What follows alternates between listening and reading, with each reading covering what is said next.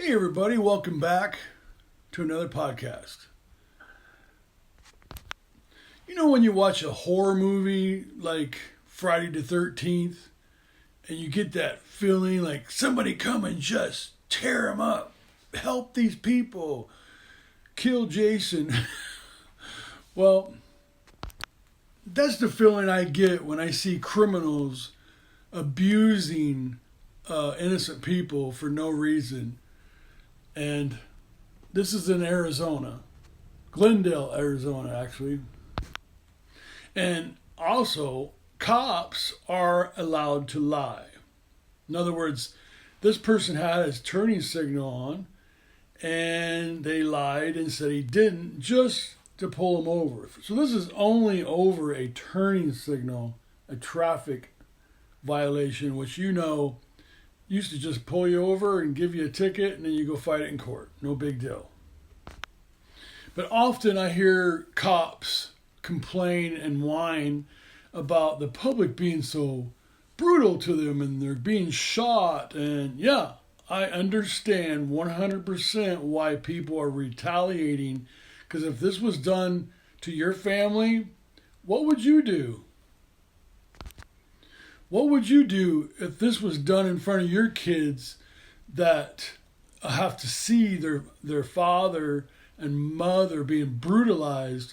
Do you think those kids are going to have a good outlook of cops? Because they kind of do it to themselves, right? Cops will often tell you, oh, the parents are always telling their kids and they're brainwashing their kids to hate cops. That's not the truth at all. The truth is, these kids are seeing their family members being brutalized, and it affects them all their life. This is why they hate cops. This is the reason why cops are being shot at every day, and then they act like they're doing no wrong. This also shows you not only what's wrong with the police departments in this whole United States, but it also shows you what's wrong with the judges in the United States. Now, you might have some good judges, doubtful, but you might. But this is what's wrong with it. This is why you can't get justice, because they're working together. They're letting these cops off, even though they are brutalizing the public. They're being rewarded by the police department for doing a great job. This tells you that you have very bad chief of police and sheriffs in your town. This starts from the top and goes to the bottom. And this is where they get rewarded. They get applauded for brutalizing people. By law, they have no control over you unless you've committed a crime. If you're a passenger, they have no right to ID you. They might ask for it, but they have no authority to get your ID unless there's a crime. Okay, if you've done no crime, they have no right. And this is a perfect case of this too, is the egos of these cops. There's 10 officers that are on the scene, and you hear them whining because the woman swung a bag at them. It's like, are you kidding me? They make it sound so bad. And one of the cops was also on the show Cops, which all they do is make themselves look really good to the public. And I've seen the show. I grew up with it, and now I'm just like, bullshit. But I find it very hard to believe that only 3 officers towards the end of this video, only 3 officers were charged out of 10. And then when you look through the database, there's over 1,000 cops, I think, in this computer system, and they're all wondering how many of them are bad, because, like I said, the shit rolls downhill, correct? So if you got bad upper authority, like chief of police or the sheriff department or whatnot, they all turn bad, and they all encourage them to be bad. And if you're a good cop, they fire you. So I really don't have any more feelings towards officers' safety crap. They have a gun, they got tasers, they have that over top of you. If you carry a gun, use self-defense. When they carry a gun, they're more on the offensive side because they think they're entitled. No. And this is where it's all messed up. So watch this video, and like I said, this is a horror movie. This is totally a horror movie. And that's how I felt, like, oh, yeah, watch. Your discretion is advised.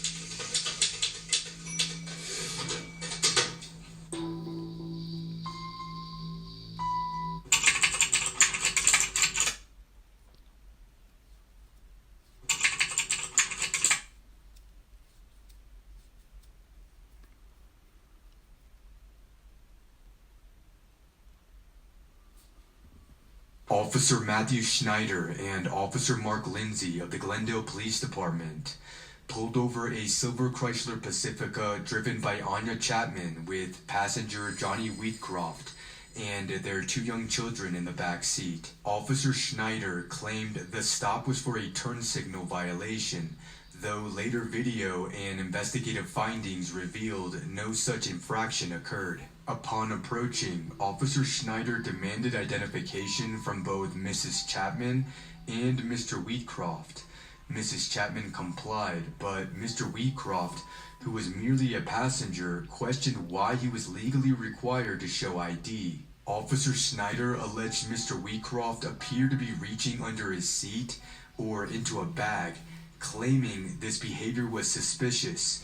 Mr. Wheatcroft denied this and stated he was simply adjusting his position.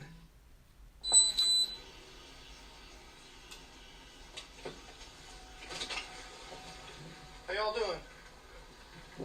You guys staying here? I'm just not yet. I'm about to get a room. You guys got your IDs on you, right? All of you. Hey, when you turn in here, man, just make sure you throw your turn signal on for us. Yeah, that's all it is. Nobody has their ID on them? No. Anything with your name on it? Yeah, just grab it out real quick. Nothing in the car there shouldn't be, right, anybody? No. Nothing? Why are we even here? You don't have a driver's license on it? No, I don't. You have a driver's license? I have an ID. Thank you.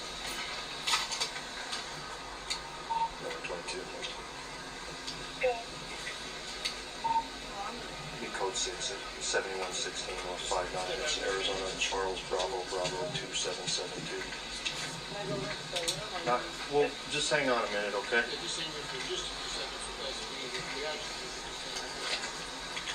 Don't reach in your bag, man. Oh, okay, I'm sorry. You said you don't have no ID. I don't want you reaching in there. What's your name? Why am I even asking that? Well, you don't have ID, and we made a... Yeah, if you're a passenger in a vehicle, you need to have your... Why is that? I have an idea. I don't have to give to you. I mean, I didn't do anything wrong. Okay, well, I could take you down to the station and fingerprint you. Because we made a traffic stop on the vehicle, brother. Body cam footage shows Officer Schneider opening the passenger door and trying to forcibly remove Mr. Wheatcroft, even though he was still restrained by his seatbelt. Mr. Wheatcroft repeatedly stated that he was not resisting and that he was entangled by his seatbelt. During this physical struggle, Officer Schneider deployed his taser for the first time, shocking Mr. Wheatcroft inside the vehicle in front of his terrified children. That's it. I ain't doing anything wrong. I'm not doing nothing. I'm just here trying to help. Listen, we could do this one of two Well, ways. okay, relax for a minute, please. No, I'm gonna relax. Listen to me. We're in it. I don't have Don't. nothing. Okay, I don't want you stuffing anything down in between the seat like you're doing. Relax. Keep your foot in there. Okay, stop, please.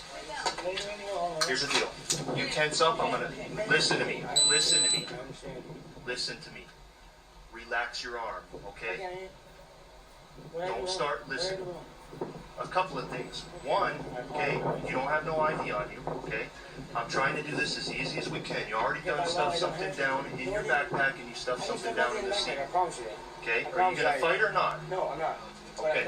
We're gonna do this. Okay, I just watched you. No, you didn't, sir. Okay. Listen. He's gonna fight, dude. I'm not, bro. I'm not fighting. Relax. Hey, I'm not. Don't pull away. Hey, get your I'm not, taser bro. I'm out. not, bro. I'm not. You are. I'm not. I promise you that. You got a taser on you right He's now. not, he's not. I'm not doing nothing, man. I'm not doing nothing, bro. Oh, man, what the fuck's wrong with you? Relax. I am, dude. Stop, motherfucker. He's not gonna I'm not shit.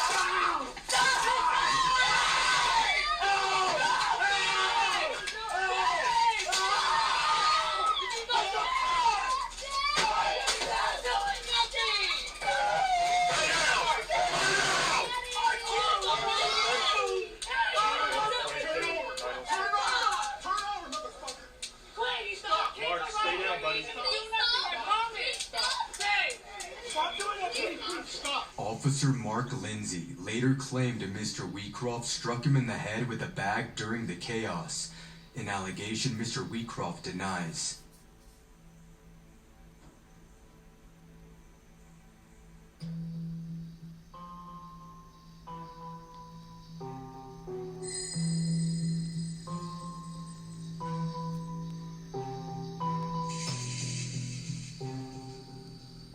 Once Mr. Wheatcroft was dragged out of the car and forced to the ground, Officer Schneider used his taser repeatedly, approximately 11 times over the next several minutes. Several discharges occurred after Mr. Wheatcroft was already handcuffed and lying face down, rendering any claim of resistance implausible. The most disturbing moment was when Officer Schneider pulled down Mr. Wheatcroft's shorts and fired the taser at or near his genitals, causing excruciating pain and long-term psychological trauma. Throughout the assault, Mr. Wheatcroft's 2 children can be heard screaming and crying from the back seat, while his wife Anya Chapman begged officers to stop. Okay, okay. He's not gonna do nothing. Middle of the complex, roll fire. This is stupid. Daddy. Yeah.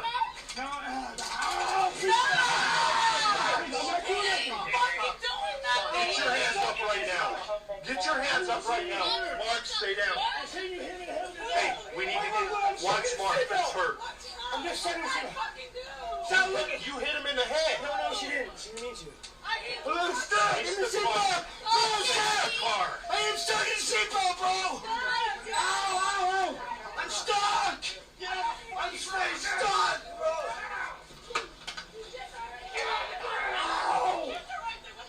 Hey, get in front of the car right now. Get in front of the car. Come on. You're all right. Come on. You're all right, buddy. Come on.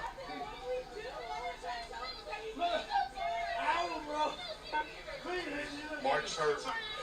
Mark is hurt. He got hit in the head by her. We need to get her in handcuffs right now. She didn't mean to. Please don't take my...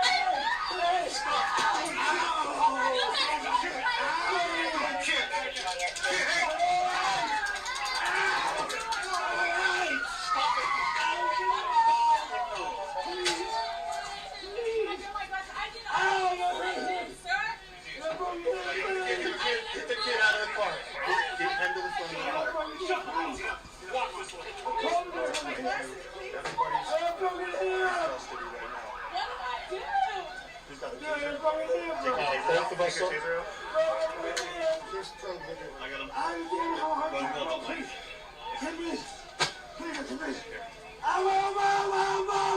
Okay, keep fighting. You're gonna do it again. You want it again? Shut your mouth. I'm done fucking around with you.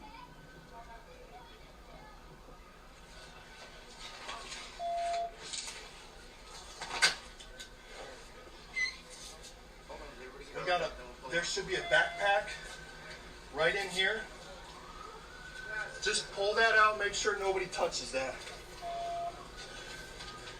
Get the probes out. Get the probes. You want to grab the probes out first? He got hit a couple times, so. Where's Mark at? Don't worry about the probes. We'll get so far. Let's get him up. Stand up. Stand up. Stand up. You, shut up. Shut up. You're fine. Listen to me. Okay, well, you should have been stupid then. I wasn't trying. Watch your hand. He's got one right there. Hey, Bill. Right here. Right. Wow! Behind. Behind. Relax. Stop being a big baby. That's all four. Yeah, I think that is four. I can't breathe though. Okay, you're fine. You're talking. I'm good. I've got it. This car right there. Yeah, it's fine. Ow, my wrist! God damn it, man! Please! Hey, did we search him real good? I did not, so we're searching him. He's got another probe hanging, looks like. Let's pull him out and search him real good. Let's let him calm down for just a sec.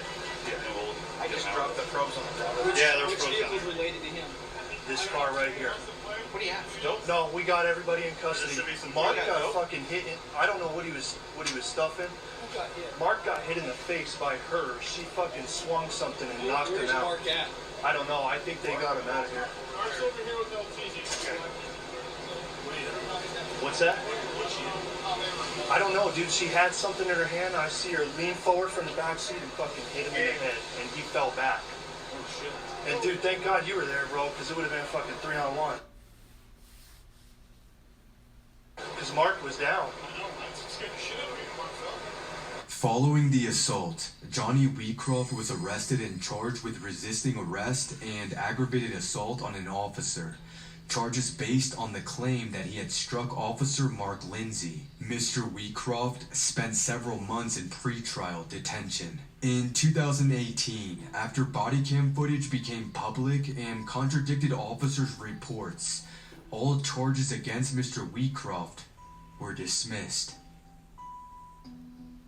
An internal Glendale police investigation resulted in only a 3-day suspension for Officer Matthew Schneider. Media later uncovered that Officer Schneider's personnel file contained multiple prior disciplinary actions, including 5 separate policy violations, workplace harassment complaints, and 1 incident of destroying evidence during a prior search.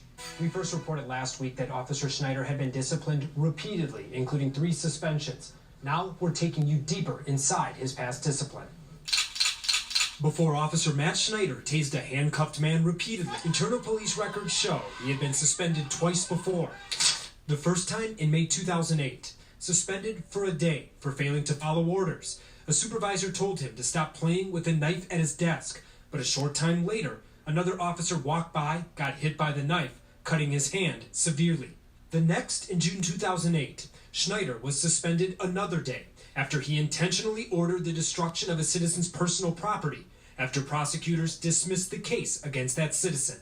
And tucked into that suspension, it says Schneider was also disciplined for unbecoming conduct in 2005, although it doesn't say for what. Schneider's most recent suspension was for this tasing incident that's now gained national attention. Multiple independent police experts told ABC 15 they were shocked that he was still on the job. Based on what I've seen, I can't imagine that this officer is still an officer with the Glendale Police Department. In June 2018, he received a written reprimand for workplace harassment and creating a hostile work environment inside his unit. The document is vaguely worded, but says Schneider's repeated actions were considered insubordinate, bullying, and had escalated to physical contact with employees. Then it says this. There was a significant event in March 2016 that had come to be referred to as the chair incident. The incident was not fully investigated, but clearly impacted the squad as a whole. It's not clear if there are other incidents or complaints against Schneider that were not fully or properly investigated. Remember, the governor came out and called this whole Taser investigation a whitewash. And experts tell us that Glendale appears to have covered up not only for Schneider's actions, but also the fact that he appeared to lie about the nature of the traffic stop. We showed that he could not have seen the alleged blinker violation because he was in a back alley. Here's something else about the Glendale case. The internal affairs investigator actually concluded it was clear that Schneider could not see through the building to observe the traffic violation. Schneider did not have probable cause, but those findings were overturned by 4 supervisors. Here's what they wrote. I believe that Schneider did observe a legal traffic stop. The one surveillance video obtained does not have the exact view that Schneider had when the violation occurred. Additionally, Officer Pittman advised in his statement that he observed the turn signal violation from a different camera perspective while reviewing the Motel 6 surveillance footage. Catch that? The day after the incident, record shows Schneider and another officer, Jeff Pittman, claimed they went back to the Motel 6 and saw another camera angle, proving Wheatcroft didn't use his blinker. Pittman is a close colleague of Schneider. They worked together for years, starred in Cops TV together. In this scene, they kicked down a door without a warning. Did he lock it? Yeah. Using a baby stroller for leverage, with that baby still in it. Just when you're walking, you need to be on the sidewalk, just not in the street. In another scene, the pair stop a black man for not walking on a sidewalk, on a road that doesn't have a sidewalk. But back to the other Motel 6 camera, allegedly showing the blinker violation. Apparently, the officers never went back or used their body camera to record the screen at that time. In the end, Schneider was disciplined, but just for his use of force. In the final suspension paperwork in his personnel file, there is nothing about the unseen turn signal violation. Right, with no sort of standard. It's exactly the type of thing defense attorneys fear. So we have 1,400 names of officers who have got serious credibility issues. We have no way to know how many more should be on this list.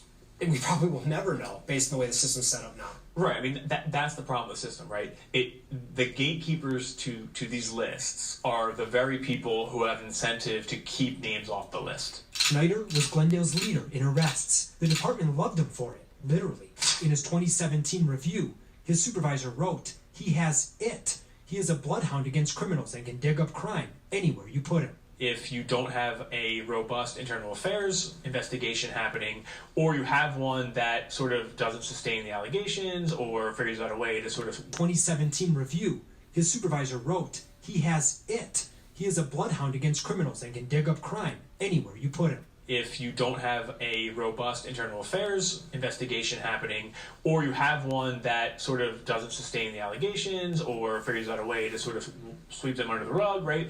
That information may never even get to the county attorney's office, which means that officer will never be placed on a Brady list. Finally, in the highest ranking opinions, a commander and assistant chief ensure findings against Schneider won't be sustained. The video obtained does not prove or disprove what Schneider observed while the vehicle turned into the parking lot. Schneider has been adamant during the entire investigation that he observed the driver failed to signal. In other words, taking an officer's word over video evidence. A lying cop is extremely dangerous because that officer will routinely come into court, look the judge in the eye, look the jurors in the eye, right, and lie. Listen, you'll have your day in court, buddy. And the problem is that the public, who make up the jury, and even judges, right, they want to believe the officers, okay? They want to. Now, there's no way to put a number on this problem. No way to know how many cases were never opened, swept aside, minimized. Plus, after a couple years, usually 5, officers can purge misconduct from their personnel files. That's why solving this problem may be the most difficult of all. I'm Investigator Dave Biscobin, ABC 15, Arizona. In March 2020, Officer Schneider retired under an accidental disability claim, allowing him to collect benefits and avoid further disciplinary consequences. Now here's a timeline in the case. It happened in July 2017. The Maricopa County Attorney's Office cleared Schneider and did not Brady list him for lying. Then in February 2019, we exposed the video. The FBI immediately launched a federal investigation, which is still open, and the feds asked MCAO if they would relook at the case. Then in June 2020, new County Attorney Alistair Adele took office and sent the case to the AG's office. Now, Schneider is no longer a cop. After our investigation, the State Police Board opened a case, and last year he forfeited his license. But before that happened, Schneider retired under accidental disability, allowing him to collect a pension and benefits. In 2018, Johnny Wheatcroft and Anya Chapman represented by attorney Jody Lynn Broaddus, filed a federal civil rights lawsuit against the city of Glendale, Matthew Schneider, Mark Lindsay, and Michael Fernandez. The lawsuit alleged excessive force, unlawful arrest, and violation of constitutional rights. Glendale's attorneys attempted to have the case dismissed under qualified immunity, claiming Schneider's actions did not violate clearly established law. In March 2022, U.S. District Judge Michael Liberty denied qualified immunity for Schneider, ruling that a reasonable jury could find the use of force excessive. The judge allowed claims of excessive force and constitutional violations to proceed, though dismissed secondary claims of retaliation and malicious prosecution. Initially, the Maricopa County Attorney's Office, led by Bill Montgomery, declined to prosecute Schneider. After the video footage gained national attention, the Arizona Attorney General's Office took over the case in 2020.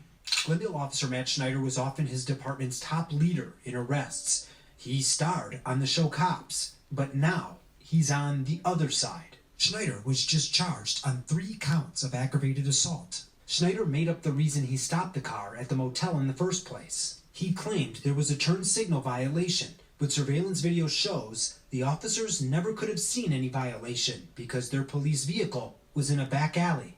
Outside experts say Schneider falsely claimed the passenger had to show him ID, and when the man questioned why, officers repeatedly shocked the man as he was tangled in his seatbelt. And this is where the 3 criminal charges come into play. Face down on the ground while handcuffed, Schneider kicked the man twice between the legs and then pulled down his shorts and tasered him in the groin. According to state statutes, it's aggravated assault if it happens while the victim is bound or restrained. In January 2023, Matthew Schneider pleaded guilty to a misdemeanor count of disorderly conduct. He received no jail time, no probation, and was fined only $115 plus fees, a punishment widely criticized as inadequate given the nature of his actions. Schneider accepted a plea deal from the Arizona Attorney General's office, and this is what he told the judge ahead of his sentencing. Your Honor, I am standing before the court today as something in a million years that I would have never dreamed I'd be, a convicted criminal. As you know, I come from a law enforcement family.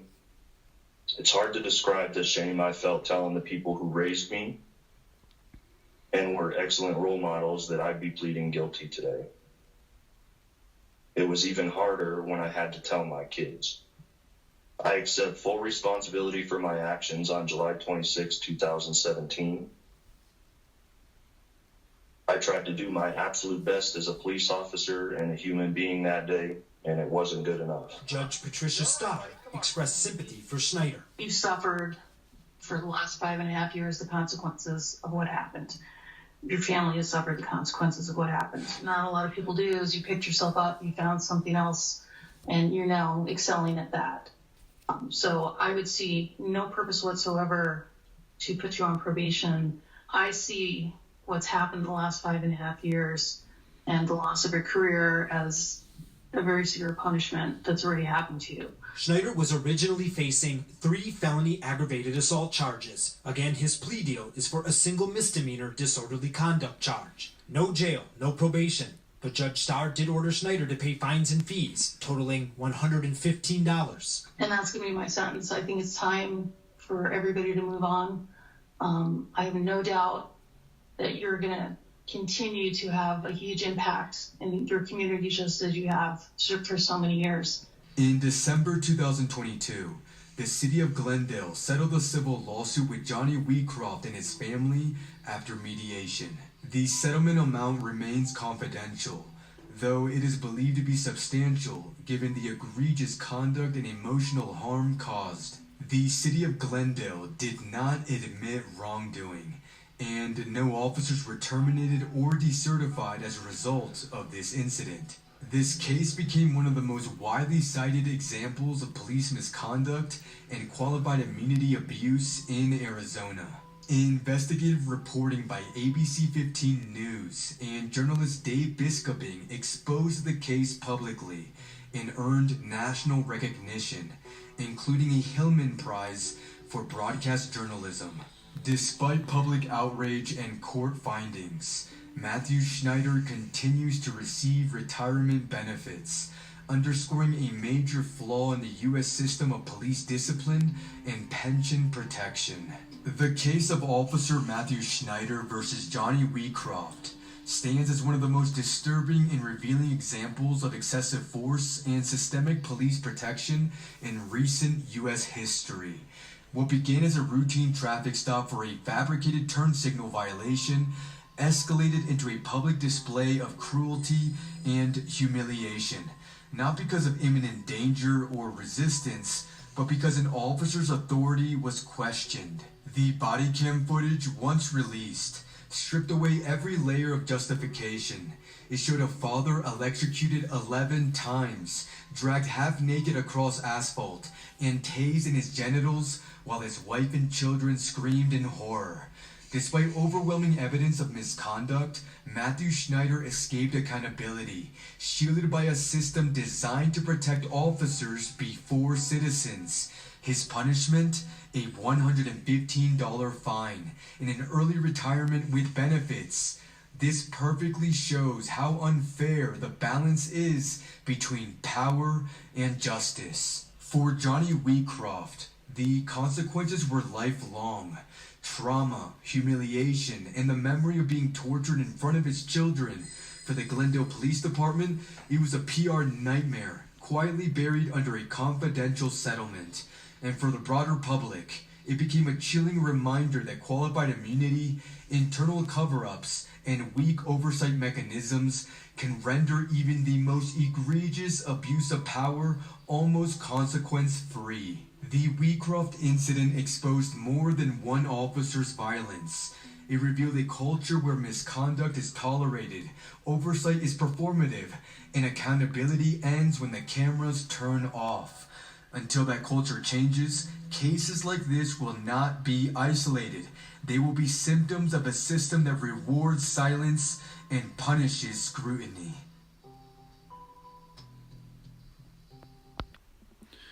I guarantee you this is not a isolated incident. This happens all the time. This is the only one that got exposed. There's 1,400 in Glendale, other officers that are on a list. Are you kidding me? Now, figure out how many officers are through the United States that are pulling this crap. And do you officers that sit there and you know damn well who's bad and who's good, and you use that blue line to protect them, you're a piece of shit. That's all I can say. There's officers that are coming forward and whistleblowing and exposing these things. I've got them on podcasts. My last podcast was exactly that. And they fired them. That's because the police department and the people that are running the show are pieces of shit. So one day, this is going to happen to your family. And if you don't expose them, if you don't stand up and unite and whistleblow on these pieces of shit officers, it's going to happen to you and your family. And you're going to be crying like little bitches. This is why I don't care to hear officers crying about officer safety. Are you kidding me? It seems to me officer lies up his ass for a narrative that they want to be on film. You know, they're trying to use the body cams that they have against the victims. And this is why kids grow up to hate cops. This is why people hate cops. Until they stand up and they start whistleblowing on their fellow blue shit liners, it's going to continue. And it's going to get worse for them. Because people are going to be fed up. They're already fed up and they're fighting back. So, hey, subscribe, leave a comment.